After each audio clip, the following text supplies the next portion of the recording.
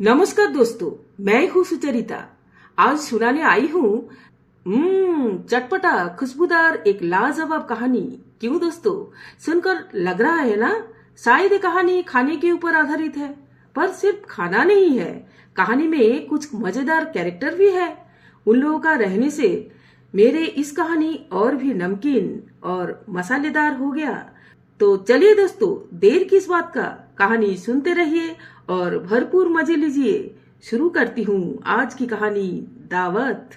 दोस्तों, जयपुर में राजा महाराजों का बात तो आप लोग सुना है, पर मैं जिस राजा की बात करने जा रही हूँ उनको और कोई सिर्फ राजा नहीं बुलाते हैं, बल्कि वो इस जमाने में बन गया राजा बहादुर। क्योंकि राजा महाराजों का जमाना गया, पर अभी तक जयपुर में राजपाट चला रहा है उसी राजाओं का 10वीं पीढ़ी। वहाँ का महल, रेस्टोरेंट सब उन्हीं लोगों ने देखभाल करते हैं और वहाँ से जो कमाई होता है उसी पैसे से राजा बहादुर का गुजारा भी हो जाता है। एक दिन राजा बहादुर किशन सिंह उनका खूबसूरत पत्नी को अपना पुराना कार में बैठाकर घूमने निकले। दोस्तों, कार का हालत राज बहादुर जैसे ही है क्योंकि कार हो सकते हैं बहुत पुराना, फिर भी मालिक के साथ कभी गद्दारी नहीं करता है। कार का इंजन स्टार्ट लेता तो पी पू कै का करके ऐसे अजीब अजीब आवाज निकलता था। और तो और जहाँ से वो कार स्टार्ट लेता है और जहाँ तक पहुँचता है पूरी रास्ता में धुआं छा जाता है। लगता था जैसे आसमान में बादल छा गया। रास्ता का लोगों ने धुआं में परेशान होकर आंखें मलते मलते उस राजा बहादुर को गालियां बकना शुरू कर देता था। ये तो गया कार का हालत। दोस्तों, राजा किशन सिंह का थोड़ा सा डिस्क्रिप्शन दूं और तो आप लोगों का थोड़ा सा और भी हंसी आएगा। वो लंबाई में 6 फीट, पर सिर्फ हड्डी के ऊपर चमड़ी बैठाया हुआ, आंखें अंदर घुसा हुआ, सिर में एक भी बाल नहीं है, पर शरीर से बड़ा साइज का शेरवानी, पैर में नगराई। देखकर लगता है शायद उनके पास एक ही ड्रेस है, जहाँ जाता है वो ही पहनकर निकलता था। क्या करे बेचारा राजा बहादुर किशन सिंह। आमिरी तो गया, पर कभी उनका 10 पीढ़ी के पहले कोई राजा तो था, वही वो खुद को याद दिलाते रहता था। खैर छोड़िए, मैं जहाँ से कहानी शुरू किया था। एक दिन मौसम अच्छा देखकर शाम के टाइम राजा बहादुर किशन सिंह अपना धर्मपत्नी को कहा, चलो थोड़ा सा घूम के आते हैं, और हर दुकान से, रेस्टोरेंट से भाड़े उठाने का टाइम भी हो गया, वहाँ से होकर भाड़े भी लेते आऊँ। मुझे भी बहुत दिनों से बाहर जाने का मन कर रहा है। चलिए इस सिलसिले में थोड़ा सा घूमना भी हो जाएगा, है ना? चलिए चलिए। दोस्तों, राजपाट तो गया, फिर भी राजा बहादुर खुद निकले अपना राजधानी से भाड़ा उठाने के लिए। खटारा गाड़ी पू पाँ आवाज करते करते चलना शुरू किया।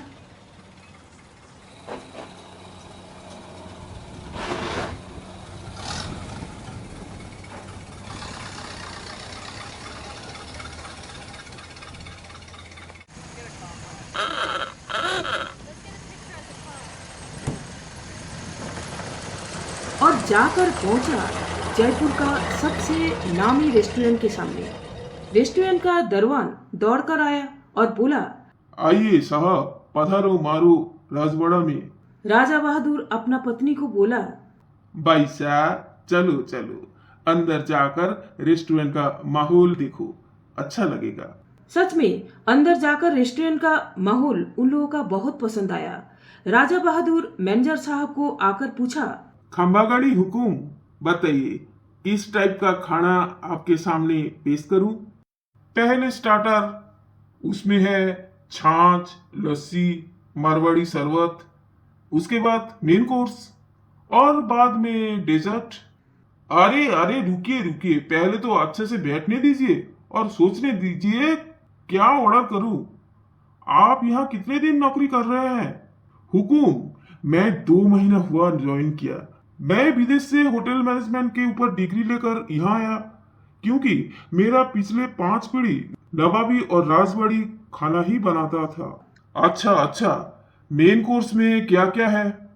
हुकुम, क्या नहीं है ये तो बताइए, पूरा थाली आएगा। बोलकर वो अपना हेल्पर को चिल्लाकर बोला, ए राज बहादुर साहब का खाना परोसना शुरू करो। हेल्पर ने अलग अलग ग्लास में छाछ लस्सी ले आया। इसके बाद 2 बड़ा सा थाली में खाना लेकर पहुंचा। धुआं उठा हुआ खुशबूदार खाना देखते ही राजा बहादुर का अंदर घुसा हुआ आंखें भी बाहर निकल कर आया। बार बार वो निकालते हुए नाल टपकने से पहले वो घटक ले रहे थे। हुकुम, इसमें दाल चावल सब्जी रोटी है, उसके साथ साथ दाल बाटी चूरमा, गट्टे की सब्जी, लहसुन की चटनी, कढ़ी हमारा रेस्टोरेंट का सबसे मशहूर खाना है। हुकुम, सारे सब्जियों देसी घी से बनाया गया है और रेस्टोरेंट में दूध घी सब गांव से ही लाया जाता है। गांव में हम लोग नीला गाय मतलब चामरी गाय पालते हैं और मिठाई के लिए गुलाबी गाय का दूध इस्तेमाल करता हूँ। अच्छा, गुलाबी गाय कहाँ से ले आया? नहीं नहीं साहब, थोड़ा सा एक्सप्लेन करूँ तो आपको समझ में आ जाएगा। ये बात आपने सही कहा, गाय कभी गुलाबी नहीं होता है, पर दूध गुलाबी जरूर होता है। वो गुलाबी दूध सिर्फ हिपोपोटेमस का ही होता है, पर हिपोपोटेमस का छूना तो जानलेवा होता है। वो तो इंसान को देखते ही खा जाता है, पर हम लोग जो डेयरी बनाया वो सिर्फ गुलाबी दूध के ही लिए। उसमें हम लोग दिमाग लगाया, गाय से ही गुलाबी दूध कैसे निकाला जाए। वो कैसे? गाय को हम लोग घास फूस कुछ भी नहीं खिलाते हैं, सिर्फ खिलाते हैं गुलाब का पंखड़ी, और वो भी कम से कम 15 दिन तक। सिर्फ गुलाब का पंखड़िया? अरे अरे अरे, उसमें तो गाय का पेट खराब हो जाएगा। नहीं साहब, गुलाब का पंखड़ी के साथ गुलाब जल, हींग और भांग मिला देते हैं हम लोग। गाय का खाने में भांग रहता है, इसलिए वो दिन रात सोते रहते हैं और उसको खाना पचते भी अच्छा से। जब वो नींद खोलकर उठता तब डेयरी का हेल्पर लोग दूध निकालता। भांग के कारण गाय का भरपूर नींद होता है। वो दूध इतना खुशबूदार, मीठा, गुलाबी रंग का होता है जो साहब आप देखते ही रह जाएंगे। इस रेस्टोरेंट का हर मिठाई उस खुशबूदार गुलाबी दूध से ही बनाया गया है। कोई अगर एक गिलास पिए तो उसको दिन भर कुछ खाने का जरूरत नहीं होता है, इतना ताकत बढ़ाता है वो गुलाबी दूध। देखिए साहब, इस जयपुर को लोग क्या कहलाता है? पिंक सिटी, मतलब गुलाबी नगरी। तो सोचकर देखिए, गुलाबी नगरी में गुलाबी दूध ही तो मिलना चाहिए, क्यों है क्या नहीं? वाह वाह, बहुत खूब, आपका नॉलेज काफी अच्छा है। ले आइए आपका मेन कोर्स का खाना, राजवाड़ा थाली। अच्छा, इसके साथ साथ बिरयानी भी लेते आना।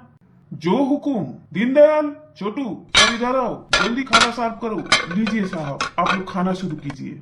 वाह वाह, बहुत अच्छा महक आ रहा है। बढ़िया बढ़िया। अच्छा बताइए, बिरयानी कैसे बनाया? बिरयानी वो तो पूरा नीला गाय का घी से बनाया गया है। उसी घी से बिरयानी का बेरेस्ता तार लेते हैं हम। उसके बाद बासमती चावल को 70% बॉईल किया जाता है। बाद में एक बड़ा सा हंडी में घी लगाया जाता है और बाद में बॉइल्ड चावल और बेरिस्ता का लेयर बनाया जाता है और आखिर में हमारा स्पेशल गुलाबी दूधों में केसर भिगाकर बिरयानी के ऊपर डाला जाता है। वाह वाह। और खाना के बारे में बताओ। ये देखिए साहब, हमारा स्पेशल दाल बाटी चूरमा। ये जो बाटी बनते हैं हमारा डेयरी का घी से ही बनाया गया है। और आखिरी में देखिए साहब, डेजर्ट में राबड़ी रखा जाता है। देखिए साहब, राबड़ी का कलर तो देखिए देखिए देखिए, गुलाबी गुलाबी दिख रहा है ना। ये भी वो गुलाबी दूध से ही बनाया गया है। साहब, ये राबड़ी बिल्कुल मक्खन जैसा है। आप एक बार मुंह में डालोगे, वो मुंह में नहीं रहेगा, सीधे पेट तक चालान हो जाएगा, इतना मुलायम है वो। और देखिए स्वीट डिश और भी है, गाजर का हलवा, फिरनी, बर्फी, क्या चाहिए बताइए, सारे खाना यहाँ मौजूद है। अरे साहब, आप तो कुछ नहीं ले रहे हैं, सारे खाना परोस दिया, फिर भी आप लोग अभी तक शुरू नहीं कर रहे हैं, खाली देखते ही जा रहे हैं। क्या और खाना लाऊं? हाँ हाँ, क्यों नहीं। आखिर में एक डिश लाओ तो, शायद से रेस्टोरेंट में अभी मौजूद नहीं है वो। क्यों नहीं रहेगा साहब, आप ऑर्डर तो कीजिए। अच्छा, यहाँ खिचड़ी नहीं तो दलिया मिलेगा क्या?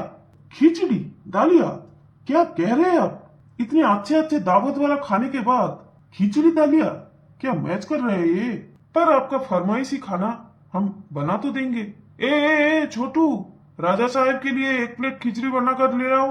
हेल्पर छोटू खिचड़ी तो बनाकर ले आया, पर मैनेजर सूखा मुंह बनाकर पूछा, साहब आप कृपया करके बताइए ये खिचड़ी क्यों मंगाया आप?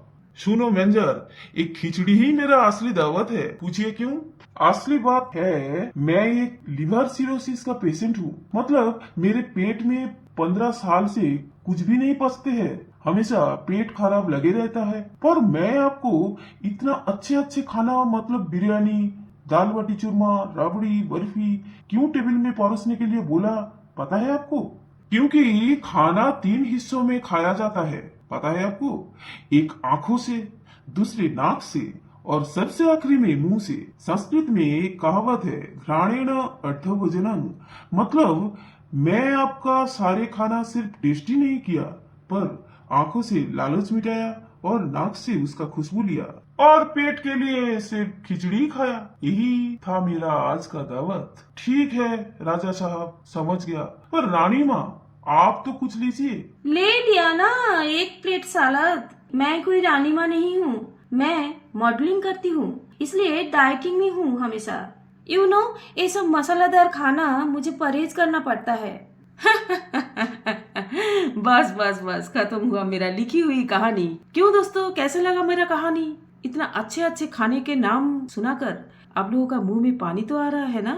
खाना होता है ऐसे ही, खाइए खाइए, बिंदास खाइए। पर हाँ, सिर्फ 1 आध दिन के लिए परहेज साल भर कीजिए। कभी कभार मनपसंद का खाना खा लीजिएगा, कोई बात नहीं। राज बहादुर जैसा खाना सूंघना और देखना बिल्कुल मत कीजिएगा। इसके बजाय हिम्मत जुटाकर एक बार खा लेना चाहिए। अब मेरे तो यही कहना है, पर आप लोग इस मामले में क्या सोचते हैं मुझे जरूर कमेंट करके बताइएगा। और मेरे चैनल को सब्सक्राइब करके बेल नोटिफिकेशन दबाना मत भूलिएगा। अभी इतना ही है, फिर मिलूंगी नई कहानी के साथ। तब तक मेरे इंतजार कीजिएगा। धन्यवाद।